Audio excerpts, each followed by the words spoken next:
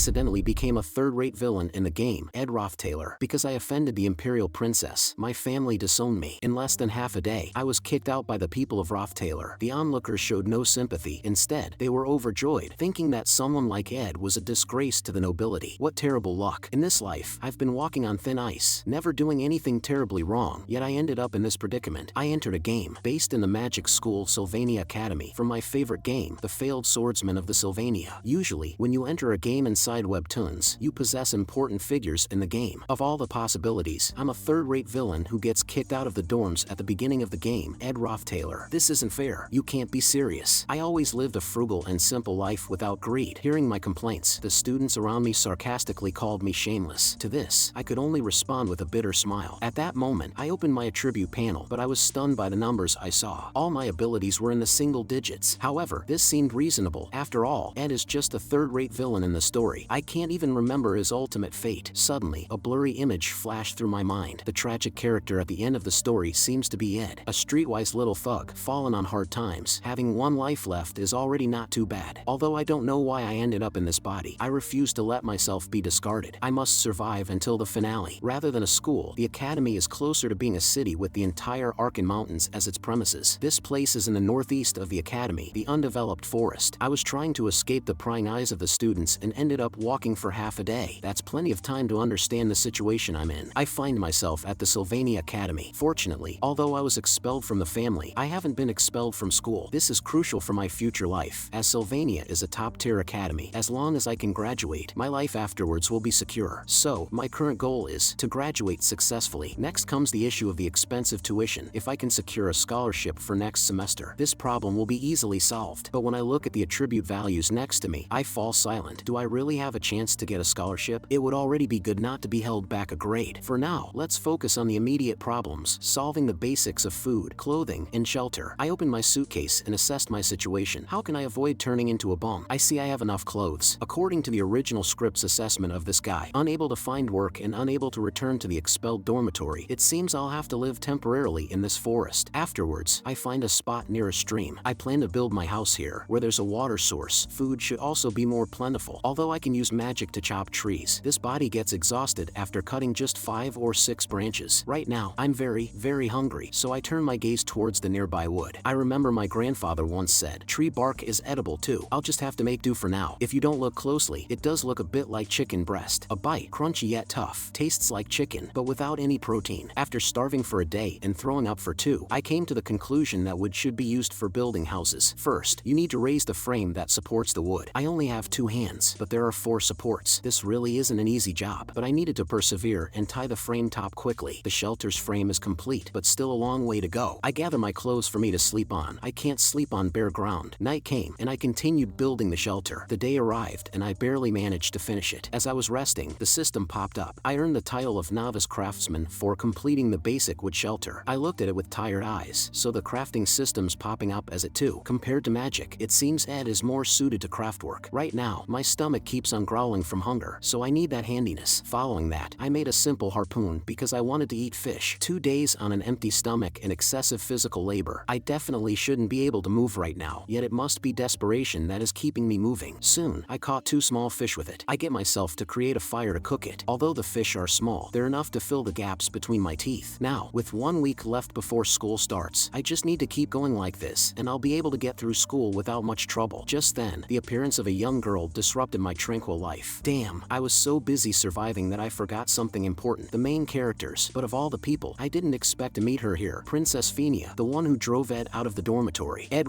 Taylor is a villain who appears at the beginning of the game, using his noble status to hassle the protagonist's childhood friend. Although beaten half to death, Ed didn't give up and harbored resentment over it. During the entrance exam at Sylvania, Ed forged the protagonist's test paper. However, his lies were seen through by a girl who came to take the entrance exam while hiding her identity. Phinia Kloll, the 3rd Imperial Princess of the Kloll Empire, and by activating insight she was able to detect the target's lies and conspiracies. Ed, who was caught in a sad state, gritting his teeth making excuses, had all of his lies exposed by Phionia's insight and then chased out of the dorm. Since then, Ed has become the most despised person at the academy. And now, I have met the last person I should have encountered. I was a bit in shock when she leaned closer. It turns out, Phinea's purpose for coming here was to make me withdraw from school voluntarily. Although I am concerned about the fish that is about to burn and having been starving for 3 whole days. The current crisis is even more problematic. This woman named Fenia, she indeed has the power to make me leave school. If that's the case, why not turn the tables? Aren't the royalty always guarded by heavily armed soldiers? To think that a noble princess has come to an isolated forest like this alone, isn't that dangerous? Hearing this, Fenia immediately took a defensive stance. Just when she thought I was going to resist, I instead expressed my sincerest gratitude to her. Insight, activate. Immediately, she activated her insight. She was utterly shocked because the insight detected no lies. Seeing her reaction, she seemed very surprised. That's because I really didn't lie. The Roth-Taylor family that Ed belongs to is a powerful noble family, but they have been oppressing the common people using their status, even conducting human experiments in pursuit of immortality. In the end, this family became a trash group that the protagonist had to eliminate. Members were either beheaded or imprisoned, doomed never to rise again. But Ed was fortunate in his misfortune, because being expelled from the family saved him from disaster. I may be cold and hungry right now, but it's still better than dying. After all, if it weren't for her, I might have already died due to my family's troubles. Then it would be game over for me. Therefore, now I must not let her catch any leverage on me, otherwise, she will definitely force me to withdraw from school. However, I am curious about why she came here. I know she must have come over after spotting me by chance. You came here for the class placement test, didn't you? Professor Glass's class placement test is a test to find magic beads hidden in the forest. This test is known for being notoriously difficult, but if it's the noble Princess Fenia. However, she directly stopped my words, thinking I was just flattering her. But my next words left her stunned. Without my help, you definitely won't make it into Class A. If I'm lying, I will withdraw from school voluntarily. Subsequently, she followed my directions to the center of the island. There, she saw the gift I had mentioned. At this moment, Fenia was full of doubts. Just 3 days ago, Ed still had a despicable demeanor, but from his recent behavior, she could no longer see through Ed's thoughts. The class placement test has officially ended. Soon, the time to announce the results arrived. Take out the beads you have acquired. The confident new students each presented the magic beads they had found. However, Professor Glass directly placed them in Class F. It turns out, this test was not just about finding magic beads, but more importantly, the quality of the beads. Only those who found beads with particularly little magic power could be placed into Class A. The lower the quality of the bead, the more it proved a person's sensitivity to magical power. Only 3 of you found this type of bead. They are Zix, Lortel, and lastly the one who found a bead at the Guardian Tree would become the top student among the newcomers. Meanwhile, on the other side, my fishing plan ran into problems. Due to primitive tools and the scarcity of fish types, the number of fish caught was small, and I don't have the strength to use a spear anymore. At this moment, I could only fish again using simple tools. Fenia has seen through countless flatteries and sophistries since childhood. Under the watch of the insight, I cannot lie, so I can only give her the most truthful information. But originally, in the story, Fenia was supposed to be placed in Class F. If she finds the golden bead and enter Class A, the entire storyline would undergo a massive change. Although I wouldn't need to withdraw from school, my information would thus become useless. However, things did not develop as I imagined. The top student among the newcomers was still Lucy Merrill. The future might still not change. Insight will always see the truth. It turns out, before this, Fenia confirmed that I had not lied, but she did not accept my gift. She concealed her identity to take the exam, to avoid special treatment, so she couldn't accept this bead, as finding it would be something she didn't accomplish on her own. In the future, Fenia will be known as the Princess of Love. It is not a skill or stat, but a title she would gain by walking the righteous path. I threw bait at the princess. Just as I said, she ultimately did not succeed in entering Class A. Now, Fenia is increasingly curious about me. She seems unable to see through my thoughts anymore. Ed Roth-Taylor, I will keep my eyes on you. Time quickly passed, and a week later, I finally faced the first day of school. Welcome, down and out noble. Whispers entered my ears, but I didn't pay much attention to them because those rumors were not true. At this moment, I am enjoying the high-end lunch at the academy. Let them talk if they love to talk. Right now, I just want to graduate peacefully and avoid any trouble. However, on the first day of school at Sylvania, I was called to the principal's office. Fortunately, I was not expelled. Unexpectedly, Fenia had told the principal about my situation, but she probably didn't speak ill of me. Otherwise, I would have been expelled by now. Anyway, I barely managed to avoid it, I thought as I sighed. Even so, I still need to be careful to not let things deviate too much from the original story. In order to survive, I work hard to hone my life skills, but as a student of the magic department, training in magic is equally indispensable. To master both, there's probably no weapon more suitable than the bow and arrow. As my life skills continue to improve, I gradually become capable of making high-quality arrows. Eventually, I might even add psychic or magical formulas to the arrows. Just then, a pink-haired girl appeared in front of me. She is the top genius spirit sorcerer of the second year, Janica. So you're the amusing guy Marilda was talking about? Upon seeing me, Janica came straight up to greet me. But how did she get all the way here? Are you surprised? Because I know about you? Janica asked cheerfully. It turns out, every move of mine was under the watch of Marilda, the guardian of this forest. After all, to her, I am nothing more than an unwelcome visitor. Indeed, I had chopped down many trees and hunted quite a few small animals. However, Janica signaled that I need not worry. After all, this is the law of nature. I guess even the huge wild wolf had grown somewhat tender-hearted towards me. Hearing this, Janica is a bit surprised, then agrees with me while laughing. Then, Janica pulled out something. It was a spirit she had contracted yesterday. Do you want to touch it? She asked. If I wanted to be friends with Janica, I just needed to go along with her, but I couldn't do that, so I outright refused her. I didn't see anything. After a brief farewell, I turned and left. Only by letting everything unfold according to the original work can I gain advanced knowledge. Janica, who plays a significant role in the original work, is definitely someone I should not get close to. Watching Ed's slowly receding figure, Janica found him increasingly interesting. As Marilda had said, he is an interesting person. However, one thing is certain, that is, he really can't see your presence. At this moment, Janica was somewhat angry because she had been very friendly, yet Ed had responded with just a simple ah, but she didn't dwell on it too much. After all, there would be many more opportunities to meet in the future. Ed Rothtailor, what is your true nature? The place where I live is far from the academic buildings. I need to wake up very early every day to arrive at class on time. However, just commuting to and from school each day is enough to improve my ability values. In order to get a scholarship, I must study hard. On the way home, my clothes were soaked with sweat, but even after all this, my day wasn't over yet. I still had to check on the firewood, drinking water, and the meat needed for tomorrow's lunch. However, what concerned me more at the moment was the tag-along following me. How long do you plan to follow me? Hearing this, Janica was confused, then was utterly shocked that I knew. Don't you know who I am? I am Ed Rothtailor, the worst hooligan to exist. Ed Rothtailor, why do you keep hanging around me? However, Janica showed no signs of backing down. That's just what others think of you. I don't know you at all. Hearing this, I suddenly broke out in a cold sweat. Janica is just that kind of character. On the surface, she seems like a naive sweet girl, but in reality, she is more aware than anyone. Standing from the perspective of someone who knows her future fate, I cannot chat with her smilingly. After all, she is the final boss of the first chapter. I need to find a way to get rid of her. So, I asked her if she could do me a small favor. Hearing that I needed help, she seemed very happy. As you can see, my situation is quite bad. After being expelled, I'm down and out. So, could you lend me some money? Upon hearing this, Janica was petrified. Janica gets a scholarship every year, which not only signifies her excellence but is also crucial for her continued stay at this school. As the daughter of a small farm, Janica's weakness is indeed money. As expected, Janica turned me down. 3 days quickly passed, and during these days, Janica didn't seek me out again. Finally, I no longer had to worry about deviating from the storyline. Just as I was about to return to the treehouse for some sleep, someone I could not even dare to imagine appeared inside. In terms of importance, she holds more weight than Janica, universally recognized as a super genius from classmates to professors, the strongest and failed swordsman of Sylvania, Lucy Merrill. Oh my god, why is she sleeping here? This is my territory. What is she even doing in this mountain valley? You're so loud that I can't sleep. Hearing this, I was confused. What did I do? Not you. At the same time, Lucy pointed behind me. That wolf over there, which is as big as a house, and there stood Marilda at that moment. Marilda hopes that one day I could step in to guide Janica. However, I didn't pay attention to what she said, since I can't see anything on where she is pointing at. I had just managed to shake off Janica, and now she crossed mountains and valleys to sleep here? Don't go back to sleep. Suddenly, I realized something. Thanks to her small stature and her ability to walk on air, she is able to go pretty much anywhere, much like a stray cat. No matter where, as long as there's a suitable place to sleep, Lucy can arrive instantly. That being said, my campsite is in the northern forest of Arkan Island. Nobody comes this far, but it's not that far for her. The breeze is cool, and with the sound of the stream nearby, it's the perfect place to skip class and nap. I'm really at my wit's end. So for Lucy, this treehouse isn't far at all. I can't beat her. I just have to accept it and take the loss as a blessing. The scene shifts to the next day. Lucy was still lying in front of my treehouse just like yesterday. To sleep, she had used several high-level spells to get here. If this absolute beast continues to stay here, the deviation from the original story will only get closer. And no matter what I say, she completely ignores me. According to countless strategy posts I've seen, there's only one way to deal with her right now. So, she was eating. I reminded her. I just met a maid from the Ophelis Hall on my way back. Hearing this, Lucy instantly broke into a sweat and dropped her food while being utterly shocked. Then without a word, she turned around and ran off. It really worked like magic. Lucy spends every day avoiding that maid who cares for her like a mother, so she often hides all over the place. I smiled. Lucy Merrill, out. She's only been here for 2 days, so there shouldn't be any problems, right? However, a few days later, I realized that things were far from as simple as I thought. The Academy's joint combat training started, with one-on-one practical duels. Most of the participants in this activity are important characters from the original story. Benevolent Princess Phenia, Golden Daughter Lortel, Spear from Nature Zix, Spirit Sorcerer Janica, Slothful Lucy, Wicked Clebius. Of course, the most important is the protagonist, protagonist, the failing swordsman, Taylor. However, I'm actually looking forward to the protagonist's scenes. After all, I already know the outcome, so I didn't pay much attention to the matches. During the joint combat training, most of the plot aligns with the original story where the first-year students are the winners of the duels, except for one person, Janica Faylover. She actually came to find me. I can't believe she's running all happily to me after going through the pathetic experience of me asking her for money. If Lucy has a cat-like personality, then Janica is definitely dog-like. At this moment, Janica, holding the duel roster, talks non-stop to me. Don't you want to know who you're fighting against? Suddenly, a bad thought flashes through my mind. I'm still at school, which means I have to participate in the duel too. When I saw the roster, I was dumbfounded. No way! I'm fighting against Princess Phinia. At the same time, I hear Taylor's name. Is the protagonist finally about to make his entrance? Who I'm up against doesn't really matter. Although it's through a screen, I've played the game countless times with the character Taylor, from tragic and void endings to the real endings that leave a lasting impression. I completed that journey countless times. Among the countless routes, there wasn't a single route that wasn't arduous and difficult. I've already decided on taking care of my own life, but I'm cheering for you, Taylor. Just then, the referee couldn't find Lucy's figure. Where had this girl run off to? Quickly, I spotted her under the standby platform. This is Taylor's important scene where he first wields a sword. Lucy, you can't just be absent. First year, top of the class Lucy Merrill versus Taylor McClure. This world's protagonist, born with the fate to be a swordsman, in his first duel, cuts through Lucy's magic like lightning. The spell she had thought would obviously hit was blocked, catching her off guard. Watching the attack so close, Lucy, frightened, used an intermediate spell and thus was disqualified from the match. Taylor became the first person to defeat Lucy. It was a legendary scene in the game. Thus, the match start. Taylor is the first to attack Lucy, but before he gets close, Lucy knocked Taylor flying with just one move. As the dust settles, Taylor is knocked seated on the floor. The scene leaves the audience dumbfounded. While Lucy is barely awake when she did that attack, Taylor McClure's life was always a series of trials. A country bumpkin and a failure of a student. A failure that wasn't acknowledged by anyone. While everyone jumped to conclusions regarding the match, in an outright wicked situation where they pitted him. Even in the midst of all this despair, Taylor never lost hope. That's right, Taylor, you can do it. Then Taylor swung his sword again, attacking Lucy. The famous scene is coming, and here, Lucy will use lightning magic. But things didn't go as I had thought. Lucy didn't use lightning magic, but wind magic. Taylor was controlled by the magic. As Lucy powered up the spell, Taylor was sent flying out. What is this situation? Not lightning magic? Why would Lucy use wind magic? The Taylor who should have won actually lost. I was utterly shocked. This is going to be a big problem. We definitely can't leave him alone. Protection of the wind. Using the power of the wind spirit automatically protects you from sudden attacks. It's a continuous magic obtained through contracting with a high-class wind spirit Marilda. According to the scenario, Marilda and Lucy are originally two separate entities, and Lucy, who originally had no wind magic, suddenly contracted a wind spirit. All this is because she interacted with me. At this moment, Taylor, dejected, left the dueling platform. I sprint to catch up to Taylor. Just as I was about to catch up with Taylor, Princess Phinia stopped me because it was my turn to duel with her next. I quickly run past her. I must find a way to restore his confidence. I called out his name. Taylor, your efforts will definitely pay off. Don't feel so down. There's nothing to be embarrassed about. Walk proudly. You did good. It's just that the opponent wasn't a good match for you. Don't let something like this get you down. If the protagonist breaks down, then who will defeat the boss? The first person to discover Phinia's innate insight was Emperor Kloll. Her ability wasn't something given by some god. The life of a royal is riddled with endless intrigue and conspiracy. From within that dark abyss, she developed this sense herself as a means of self-protection. That's why Princess Phinia can be confident about her ability. There was an ugly abyss in the eyes of the imperial family that looked up to Phinia. Even when she saw through them, the Princess of Love lived as if she didn't know. There was nothing I could do about this match. I just had to end the duel quickly. Please go easy on me, I said while getting ready for the match. Yes, please go easy on me as well. Hearing people's negative comments about what I did earlier made Phinia confused at the moment. She knew that Ed Rothtaylor used his position to embarrass his juniors, and when it didn't work out the way he wanted, he was caught altering the test results. He was sure to be like that in the past. But is that really all? Earlier, when she saw my desperation, she knew it was real. Now, let the duel begin. Phinia hoped to see Ed's true character through this duel. Then, Phinia released a water spell. The magic that Ed can use is wind and fire. She thought I would defend. The attack hit me squarely in the chest. Seeing this, Phinia was stunned because she knew Ed had seen the trajectory of the attack, yet he chose not to dodge, pretending to be overwhelmed instead. What confused her even more was that Ed never once looked her in the eyes, seeming uninterested in the duel from start to finish. After the duel ended, I hurriedly left the dueling arena. The duel didn't matter at all. Now, it was better to check on the protagonist. But just then, Phinia blocked my path again, looking absolutely angry. You never intended to win against me from the start. You just wanted to get off the dueling platform quickly. Due to Ed's appearance, Phinia's mind was now completely muddled. I didn't expect that she had been under so much pressure. Seeing Phinia Phinia close to breaking down. I held her shoulder and immediately had her take deep breaths to calm down. A moment later, Phinia, due to my actions which seemed too intimate, had already blushed. It turns out, she has a bad habit. Because of her long life in the royal family, she always habitually guesses others' thoughts. I really wanted to go and find Taylor. Then, she directly asked me, is it because you know about the bad things the Taylor family has done that you deliberately severed ties with them? Did you need a reason to be thrown out of the house, so you bully Taylor? I must say, her reasoning is very sharp, though completely wrong. However, her mention of the